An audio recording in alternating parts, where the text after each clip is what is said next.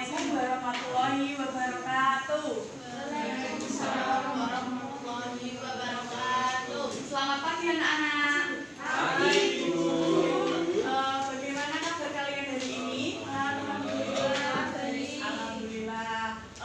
Pada hari ini siapa yang tidak masuk? Emil. Kenapa? Oke, semoga Emil bisa segera masuk sekolah lagi. Oke, sebelum kita memulai pembelajaran pada pagi hari ini, alangkah baiknya kita berdoa menurut agama dan kepercayaan masing-masing. Berdoa dimulai. Berdoa selesai. Oke, anak-anak, tolong perhatikan ibu sebentar ya. Jangan sibuk sendiri-sendiri. Oke, pada pagi hari ini kita akan masuk ke dalam bab yang baru, yaitu bab kedua, di mana mengenai pembukaan Undang-Undang Dasar tahun 1945. Nah, terlebih dahulu izinkan Ibu perkenalkan diri terlebih dahulu. Nama Ibu Emilia Widyasari, bisa dipanggil sebagai Ibu Emil. Oke, minggu kemarin Ibu sudah menyuruh kalian untuk membaca buku paket halaman 33 sampai 39. Apakah sudah dibaca, anak-anak? Belum. Oh, alah. Ya udah.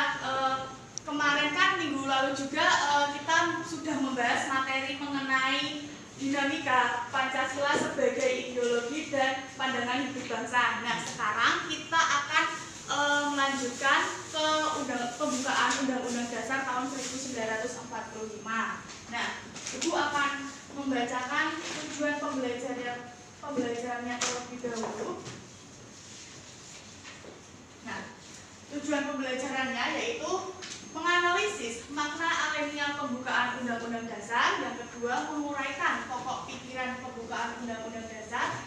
Yang ketiga, menampilkan sikap positif terhadap pembukaan Undang-Undang Dasar tahun 1945. Nah, capaian materi pada hari ini ada dua, yaitu memahami makna alamiah dalam pembukaan dan pokok-pokok pikiran yang ada di dalam pembukaan Undang-Undang Dasar.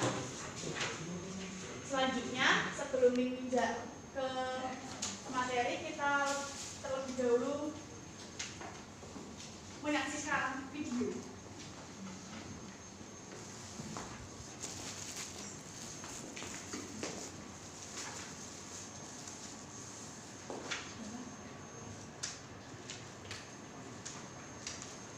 Karenanya, kemerdekaan Indonesia lahir atas kesadaran yang mencerahkan bahwa penjajahan tidak sesuai dengan peri kemanusiaan dan peri keadilan.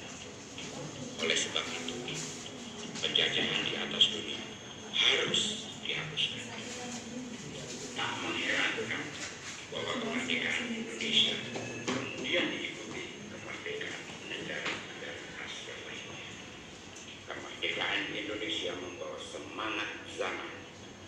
Dalam pembukaan Undang-Undang Dasar 45, bangsa kita telah menegaskan bahwa sesungguhnya kemerdekaan adalah hak segala bangsa. Kemerdekaan sejatinya selalu menjadi pegangan kita dalam membangun negeri. Dalam pembukaan Undang-Undang Dasar 45 ditegaskan bahwa kemerdekaan hanyalah sebuah pintu gerbang, yang berarti ada sesuatu di balik pintu tersebut, sesuatu yang masih harus diperjuangkan. Apa yang diharapkan muncul di balik pintu kemerdekaan?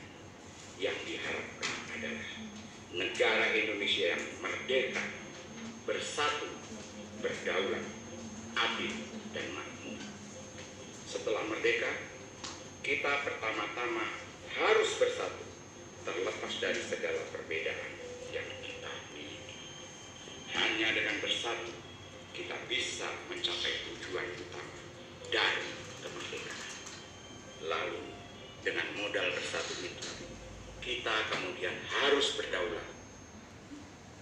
Oke, setelah tadi video yang sudah Ibu tayangkan, siapa yang dapat menceritakan video tersebut? saya, Bu. Ya, Mas Rifki, apa? Menurut saya video tadi menceritakan tentang makna UUD Negara Kesatuan Republik Indonesia tahun 1945, di mana dalam pembukaan tercatat harapan bangsa Indonesia untuk merdeka dan cita-cita atau tujuan bangsa Indonesia yang tercantum dalam pembukaan UUD 1945. Oke, baik. Nah, video tadi itu menceritakan bahwa di dalam pembukaan Undang-Undang Dasar itu tercatat harapan bangsa Indonesia untuk merdeka, dan di dalam pembukaan pun terdapat cita-cita bangsa Indonesia. Nah, tujuan kita itu adalah kemandirian, keadilan, dan kesejahteraan. Lanjut, di sini sudah ada gambar mengenai pembukaan Undang-Undang Dasar tahun 1945. Ada berapa alinea, anak-anak? 4. Oke, kita lanjut ke materi yang pertama, yaitu makna alinea pertama, di mana makna alinea pertama ini memuat pernyataan bahwa kemerdekaan itu adalah hak segala bangsa. Jadi seluruh bangsa yang ada di dunia ini berhak untuk merdeka, karena merdeka itu memiliki sifat merdeka itu adalah hak asasi dan bersifat universal. Kemudian di dalam alinea pertama juga memuat 2 dalil, yaitu dalil objektif dan dalil subjektif, di mana dalil objektif itu mengungkapkan bahwa penjajahan itu tidak sesuai dengan peri kemanusiaan dan peri keadilan. Kita menyadari bahwa penjajahan itu bertindak sewenang-wenang, diskriminatif, dan tidak memandang hak dan kewajiban. Kemudian dalil objektif itu mengungkapkan bahwa aspirasi bangsa Indonesia untuk melepaskan diri dari penjajahan. Kemudian makna alinea kedua disampaikan Mas Islan. Alinea kedua. Iya. Alinea kedua menunjukkan ketepatan dan ketajaman penilaian bangsa Indonesia bahwa satu, perjuangan bangsa Indonesia telah mencapai tingkat yang menentukan. Kedua, momentum yang telah dicapai harus dimanfaatkan untuk menyatakan kemerdekaan. Ketiga, kemerdekaan yang harus diisi dengan mewujudkan negara Indonesia yang merdeka, bersatu, berdaulat, adil, dan makmur. Alinea kedua ini menjelaskan bahwa kemerdekaan sebagai cita-cita bangsa ini telah sampai pada saat yang menentukan perjuangan bangsa Indonesia dalam merebut kemerdekaan.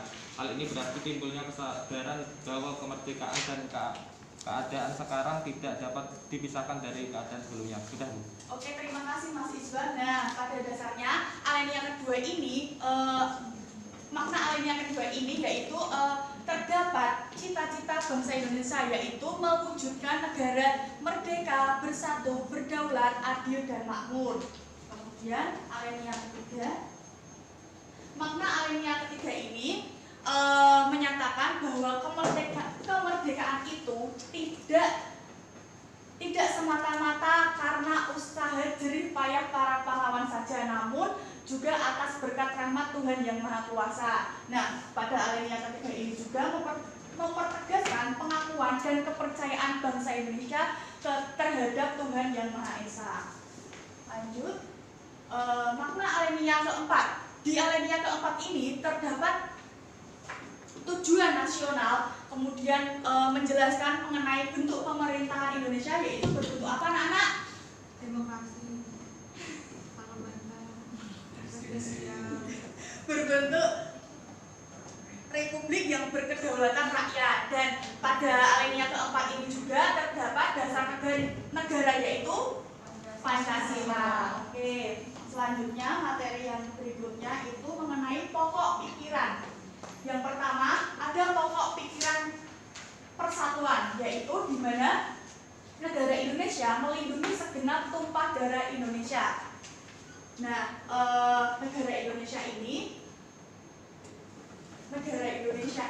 mewujudkan bagi penyelenggara negara itu lebih mementingkan kepentingan negara dibanding kepentingan golongan dan atau individu. Kemudian pokok pikiran kedua ini adalah pokok pikiran keadilan sosial, di mana Indonesia hendak mewujudkan keadilan sosial bagi seluruh rakyat Indonesia.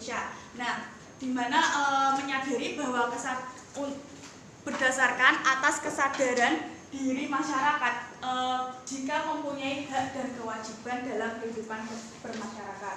Kemudian pokok pikiran ketiga yaitu pokok pikiran kedaulatan rakyat. Siapa yang akan menyampaikan makna dari pokok pikiran ketiga ini? Saya, Bu. Ya, monggo Mbak Paula. Pokok pikiran ketiga itu pokok pikiran kedaulatan rakyat. Negara yang berkedaulatan rakyat berdasarkan atas kerakyatan dalam permusyawaratan perwakilan. Kedaulatan rakyat berada di tangan rakyat dan dilaksanakan menurut undang-undang dasar.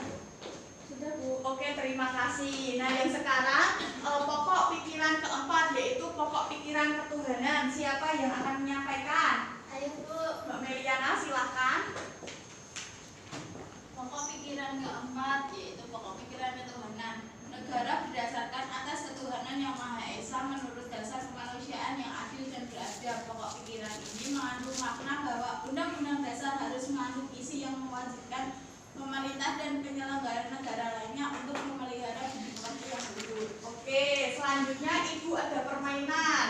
Nah, di mana kalian nanti bermain kelipatan 3. Sudah tahu apa belum? Jadi nanti yang angka yang berkelipatan 3 itu nanti kalian diganti dengan tepuk. Oh iya. Oke, paham semuanya? Ya. Paham. Oke, berdiri semuanya. Yuk. Nanti jadi ya dari Mbak Suci terus ke sini terus ke belakang Mbak Sumiati terus ke Ari ke Mbak Meliana terakhir Mas Iswan. Nanti yang salah nanti dapat gulungan dari Ibu. Oke, dimulai dari Mbak Si. Lanjut. 1, 2, 5, 7. 8. Mbak Suci. Oh, sepi. Oke, Mbak Suci. Apa salah ya?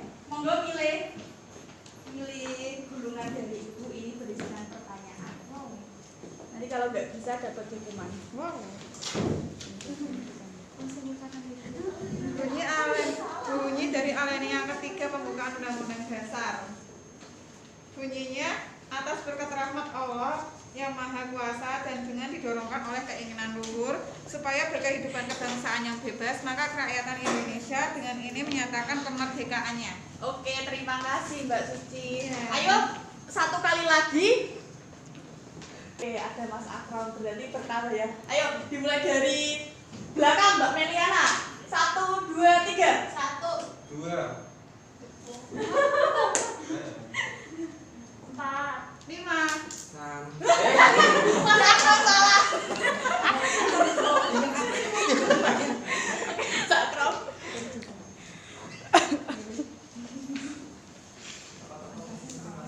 Oke, yang lain bisa duduk kembali anak-anak. Makna alinea keempat. Yang pertama itu memuat tujuan negara, kemudian bentuk negara, republik, kemudian memuat dasar negara Pancasila. Oke, terima kasih Mas Akram. Nah, oke, karena waktunya sudah mau habis, tolong perhatiannya ya anak-anak. Apa yang kalian dapat dari pembelajaran pada hari ini? Apa kalian sudah paham? Mbak Melisa? Pembelajaran yang bisa didapatkan yaitu paham bahwasanya seluruh bangsa Indonesia berkewajiban untuk mempertahankan dan mewujudkan pokok-pokok pikiran yang ada di dalam Undang-Undang Dasar Negara Republik Indonesia tahun 1945. Oke, dan ketuhanan. Oke, Ibu tekankan sekali lagi bahwa kita sebagai warga negara Indonesia harus memahami apa itu makna dari pembukaan Undang-Undang Dasar Negara Republik Indonesia dan kita dapat mengimplementasikan sikap dari pokok pikiran yang terkandung di dalam pembukaan tersebut dalam kehidupan sehari-hari kita. Kurang lebihnya mohon maaf. Terima kasih atas perhatiannya. Jangan lupa minggu besok